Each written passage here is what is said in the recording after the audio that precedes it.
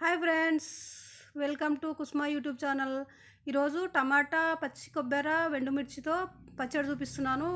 అన్నీ ఒక్కొక్క స్పూన్ చొప్పున ధనియాలు, మినపప్పు, తెల్ల నువ్వులు, వెల్లుల్లి, శనగపప్పు అన్నీ ఒక 2 స్పూన్ల ఆయిల్ తీసుకొని కడాయిలో వేసి అన్నీ ఫ్రై చేసుకొని, పచ్చి కొబ్బరి ఒక కప్పు తీసుకున్నాను. అన్నీ కలిపి ఎండుమిర్చి ఒక 10 మిర్చి తీసుకొని ముక్కలుగా చేసుకోవాలి. అలాగా వేయించితే ఫ్రై కాదు, అది మంచిగా ఫ్రై కాదని చెప్పి ముక్కలుగా చేశాను.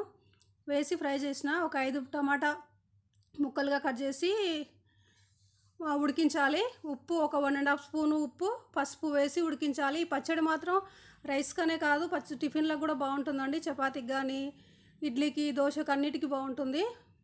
ఒక హాఫ్ గ్లాస్ వాటర్ వేసి ఉడికించాను. మెత్తగా గ్రైండ్ చేసుకోవాలి. ఉడికింది. పోపు చేసుకున్నానండి. ఒక స్పూన్ ఆయిల్, ఒక పెద్ద స్పూన్తో ఆయిల్ వేసి పోపు దినుసులు వేసాను అన్నీ. ఓకే అండి, థ్యాంక్ యూ ఫర్